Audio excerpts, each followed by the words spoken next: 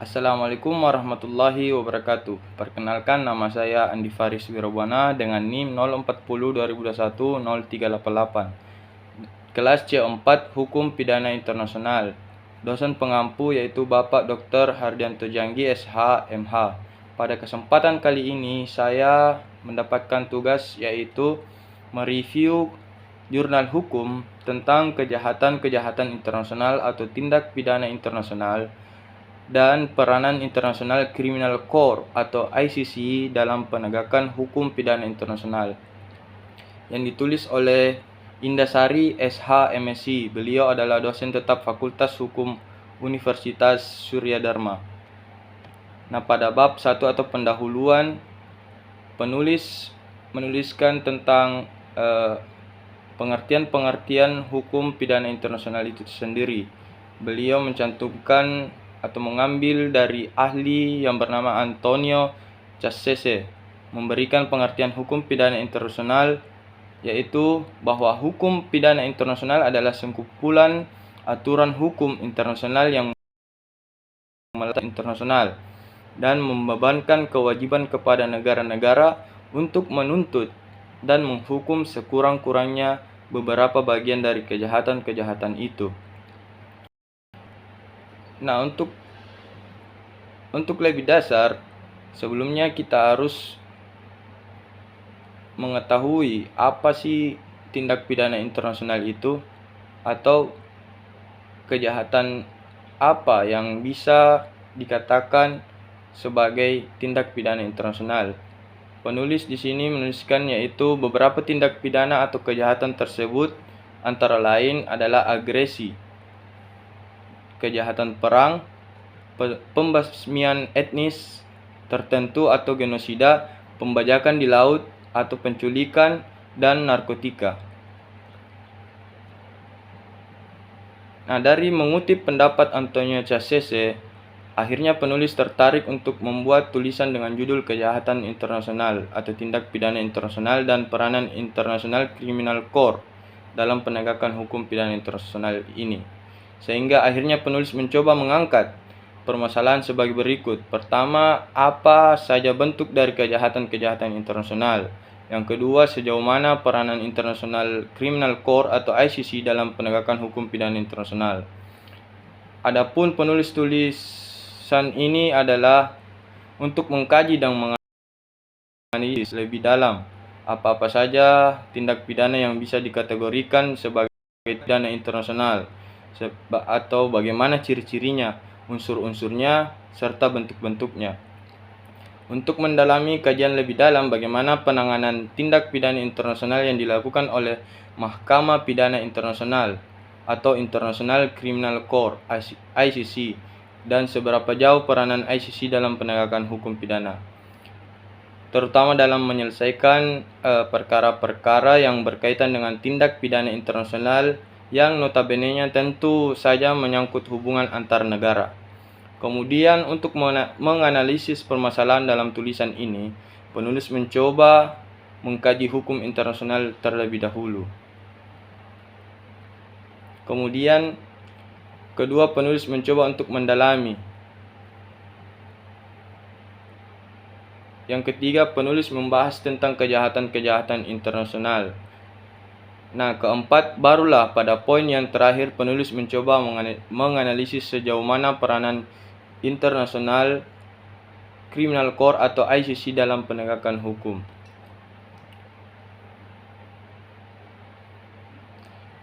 Dalam jurnal ini, penulis merumuskan masalah yaitu apa saja bentuk dari kejahatan internasional, dan yang kedua, sejauh mana peranannya.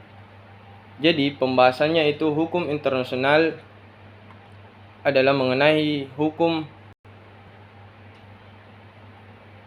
internasional dan mendefinisikan hukum internasional menurut Mohtar Kusuma Atmajaya. Hukum internasional adalah keseluruhan kaidah-kaidah dan asas-asas hukum yang mengatur hubungan atau persoalan hubungan internasional yang bukan bersifat perdata. Sedangkan menurut Jawahir, Tantowi, dan Pranoto Iskandar mengartikan hukum internasional seperangkat aturan yang ditujukan dan dibuat oleh negara yang berdaulat secara eksklusif. Nah, kemudian penulis memberikan sumber-sumber hukum internasional, mulai dari perjanjian internasional, hukum kebiasaan, prinsip-prinsip, putusan pengadilan, putusan organisasi internasional. Nah, ICC sendiri dibentuk oleh PBB.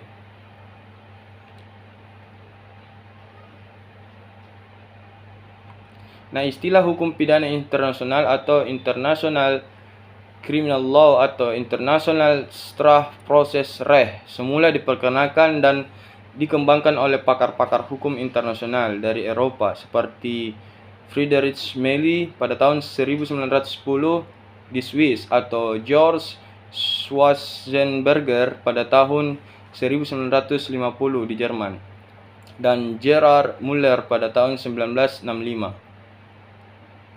Dan masih banyak lagi para ahli-ahli hukum terkemuka di dunia seperti yang ada di Belanda dan Amerika Serikat.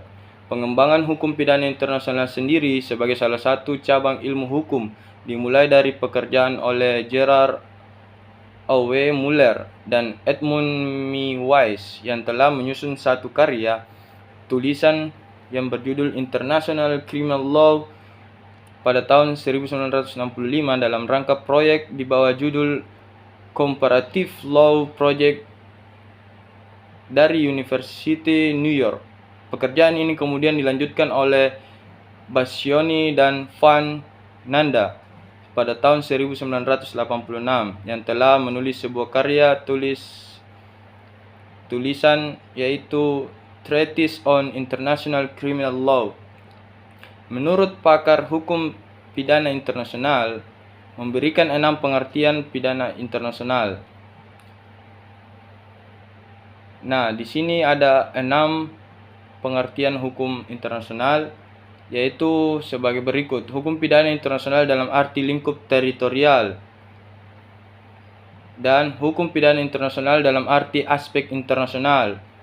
Hukum pidana internasional dalam arti kewenangan internasional. Hukum pidana internasional dalam arti ketentuan hukum nasional. Dan 5. Hukum pidana internasional dalam arti kerjasama internasional. Dan 6. Hukum pidana internasional dalam arti kata material. Kemudian penulis mencantumkan asas hukum pidana internasional yang bersumber dari hukum nasional. Nah, di sini penulis mencantumkan ada 4 asas hukum pidana internasional yang bersumber dari hukum nasional. Yang pertama adalah asas Pacta Sunt Servanda yang mengandung arti bahwa perjanjian yang dibuat mengikat para pihak ibarat undang-undang bila dihubungkan dengan sumber hukum pidana internasional.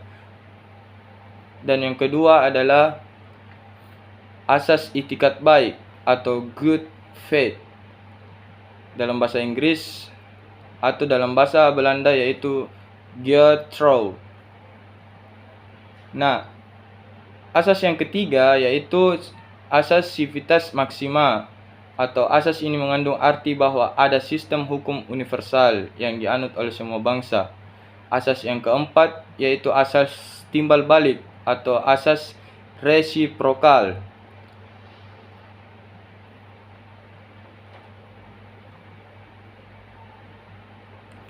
Nah, kemudian kejahatan-kejahatan internasional atau tindak pidana internasional. Dari uraian definisi tersebut dapat disimpulkan bahwa tindak pidana internasional adalah suatu tindakan yang secara universal diakui sebagai suatu tindak pidana. Pengakuan secara internasional ini disebabkan karena tindak pidana tersebut merupakan persoalan yang sangat besar dan menjadi perhatian masyarakat internasional.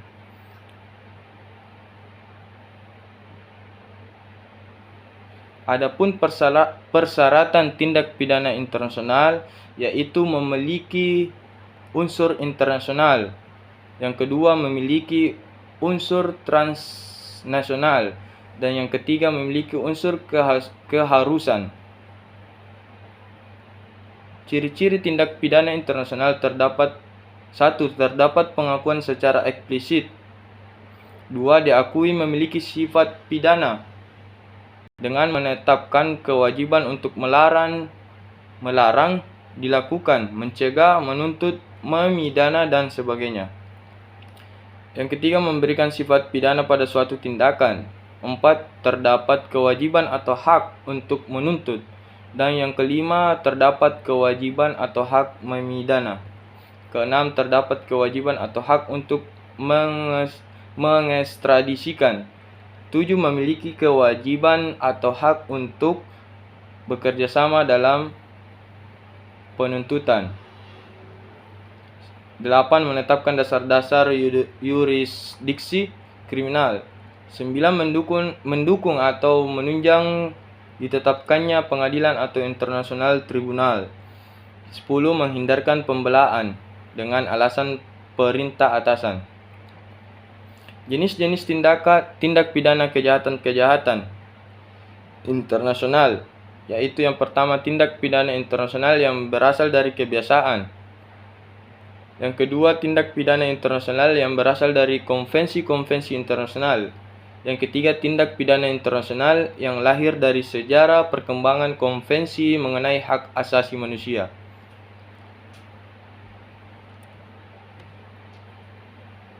Nah, penulis menuliskan peranan International Criminal Court atau ICC dalam penegakan hukum pidana internasional. Mahkamah Pidana Internasional dalam konteks hukum pidana internasional adalah suatu badan peradilan tetap yang dibentuk oleh Perserikatan Bangsa-Bangsa. Mahkamah Pidana Internasional merupakan salah satu instrumen Perserikatan Bangsa-Bangsa untuk menuntut dan mengadili para pelaku tindak pidana atau kejahatan internasional, yaitu dibentuk pada tahun 1998 melalui Statuta Roma yang merupakan hasil konferensi diplomatik yang berlangsung di Roma pada tanggal 15 sampai 17 Juli 98. Nah, kedudukan Mahkamah Pidana Internasional sendiri dalam kaitannya dengan Perserikatan Bangsa-Bangsa. Terbentuknya mahkamah ini tidak bisa terlepas dari prakarsa PBB melalui Majelis Umum dengan peranan oleh Komisi Hukum Internasional. Mahkamah ini tidak berada di bawah atau sebagai bagian utama, bagian subsidiar, ataupun bagian khusus dari PBB, sehingga dapat dikatakan bahwa mahkamah berada di luar sistem PBB dengan kedudukannya sejajar atau setara dengan PBB. Hal ini berdasarkan perjanjian antara mahkamah dan PBB yang tertuang di dalam pasal 2 Statuta Roma tahun 1998. Adapun yurisdiksi Mahkamah Pidana Internasional, yaitu yurisdiksi personal. 2. Yurisdiksi teritorial. Dan yang ketiga, yurisdiksi temporal. Keempat, yurisdiksi kriminal. Dan prinsip-prinsip dasar Mahkamah Pidana Internasional, yaitu prinsip komplementer, prinsip penerimaan, dan yang ketiga prinsip otomatis, dan yang keempat prinsip ratio temporis atau yurisdiksi temporal. Yang kelima, prinsip nullum crimen sine lege. Maksud dari prinsip ini terdapat di dalam pasal 22 Statuta Roma tahun 1998 di bawah asas-asas umum dalam hukum pidana internasional.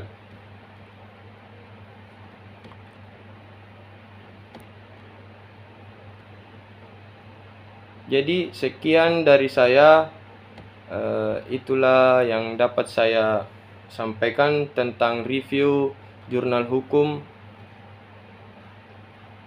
pada kesempatan kali ini. Terima kasih atas perhatiannya. Wassalamualaikum warahmatullahi wabarakatuh.